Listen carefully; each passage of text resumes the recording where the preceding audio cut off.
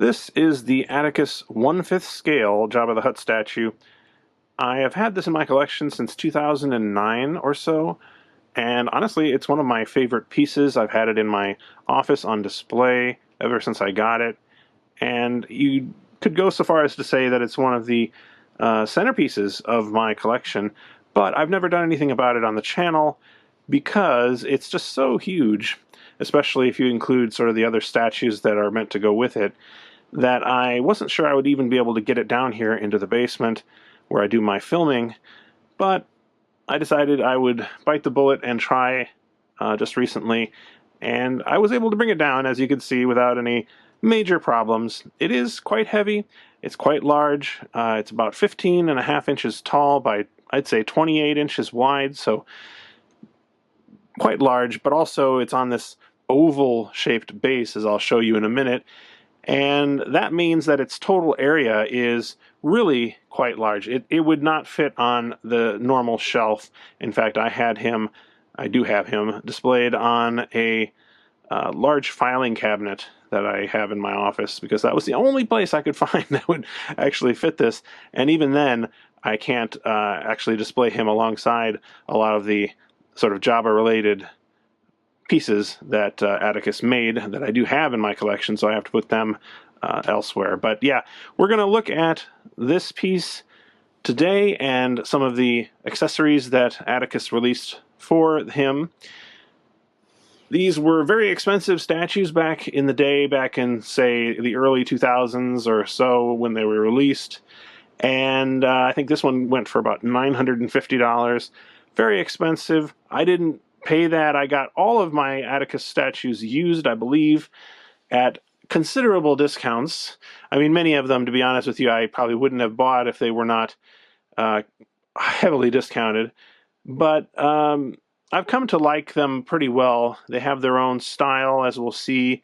They don't tend to go for super accurate sculpts. That's true, especially with their humans, but also stuff like Jabba here, you can see, is not at all a movie accurate piece, and yet I find him very charming.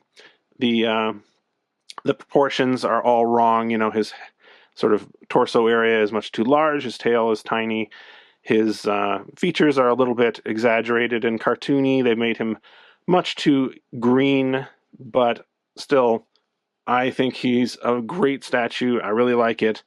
And, you know, there's something to be said for having a style that's not just only trying to replicate something purely realistically. So we're going to look at this today and see what you think of it. I find this to be, especially if you include the accessories that they also made for the statue, to be one of the most impressive pieces made for Jabba. So let's get into it. So if we look at the face, this is actually a very good Jabba sculpt, I think, just taken in isolation.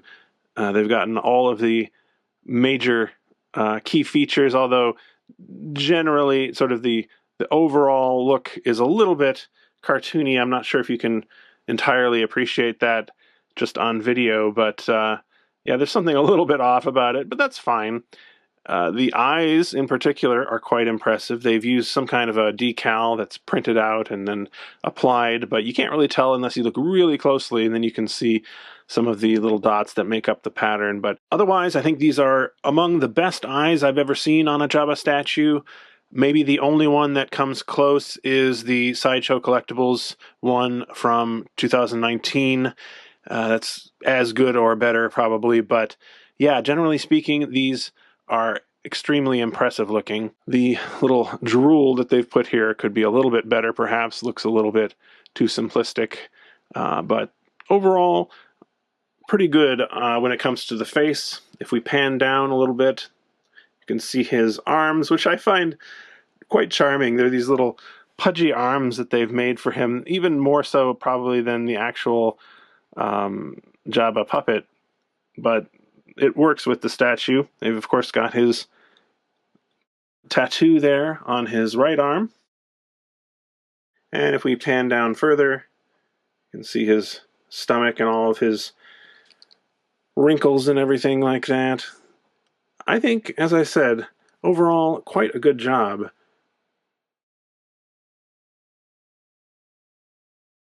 So if you look at it from the top, you can see that he's on this oval base and doesn't really use up a lot of the base. There's a lot of empty space here, and there's a reason for that, which we will get to in just a minute. But as I mentioned earlier, if you're thinking of getting one of these, make sure you know how big the base is and really figure out if it'll fit where you intend it to go.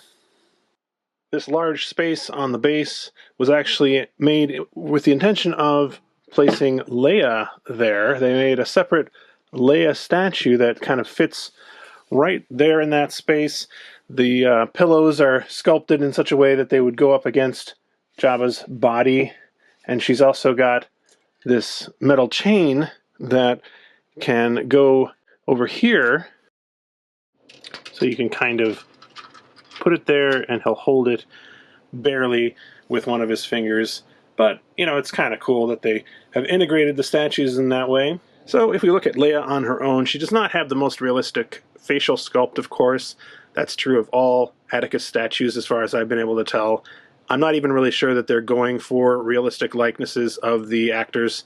But, you know, they have their own style, as I mentioned, and I've grown to like them pretty well, especially when you see, you know, Leia as a pair with Jabba. I think they really work well together. The face is rather cartoony, though. You know, some people might not like that. I can understand. I got this piece actually in Japan when I was there on business quite a few years ago, and I got it from a used store. There's a lot of places that sell used collectibles, especially like in Tokyo where I was. And I got it very cheaply. It was like $50 or $60. And I discovered the reason why is that she's missing this tip of her ponytail. Any kind of damage like that can really affect the price of things, especially in Japan. So yeah, I was happy to get it for that price, though. I didn't even notice it at first, to be honest with you. And I've been thinking I might actually try and fix that sometime, maybe in a video on the channel. I've done a lot more extensive repairs, of course, as you may recall, so it shouldn't really be that big of a deal to fix this. In any case, I like the way that she fits here next to Jabba, right in this little space on the base, and yeah, I just think it goes pretty well with this statue. They did make one other accessory in addition to Leia that's explicitly for this Jabba statue, and that is this right here. It is a throne railing and hookah pipe set that also came with a Salacious Crumb figure, which we'll show you in just a minute. Now, it's definitely worth looking at this in some detail, which we'll do in just a second, but I also wanted to show you that it comes with this kind of tubing that you can attach to this pipe here. There's a little metal bit that's sticking out, and the idea is that you have the pipe in his hand like that with the metal bit sticking out, and then you can have it attached to the Jabba statue in the same way that you have the chain attached to it as well. I'm not going to do that fully here because we're going to be moving things around, but you get the point. So if we look at this on its own for a minute, you can see that it's got a kidney-shaped base because it's intended to go alongside the Jabba piece. But I think this is maybe the most impressive hookah and railing that they've made, you know, anyone has made for Jabba. You can see the metal looks very convincing, in my opinion. The hookah part here looks like it's filled with water and smoke. And if we look down here, you can see that they've actually included some froggy snacks for him that look very detailed. I mean, it's just a night and day difference. I hate to keep picking on the Iron Studios Jabba statue, but they did such a terrible job with this part of the statue in particular that I just wanted to show you this to give you an example of how it should be done. It's been filled with resin, but yeah, it really looks like liquid in my opinion, and they did a great job sculpting these frogs as well. In addition to the throne railing and hookah pipe, this set came with a Salacious Crumb statue, and he's been sculpted in such a way that he can just nicely sit on this base. His legs kind of are hanging down just enough that you can't really put him on a flat surface. He'll rock. But if you have him on the base, he sits there just perfectly. They did make a version of this that was sold independently, and that one has its own kind of base in this style. But yeah, for this one, you're just kind of intended to plop him right here on this empty space on the base. And I think this is quite a nice sculpture, honestly. He does have a little bit of that Attakus stylized look going on, but not too much. This is a nicely sculpted Salacious Crumb. Now, this guy, just because of the way I had him displayed in my office, has actually suffered 2 or 3 breakages when my wife accidentally knocked him off of my shelf. The ears, I know I've fixed twice, but you can't, I don't think, tell at all. It was just a matter of super gluing them on there. I didn't even really need to do anything, I don't think, in terms of, like, you know, further repair or repainting or anything along those lines. So, you know, he's a trooper, let's say that. And here they are all together. These are all of the pieces that were intended to be used together. Now, there are a lot of other characters that Attakus released, such as a Gamorrean Guard or Han and Carbonite, which I also have, and I think I will make into a separate video.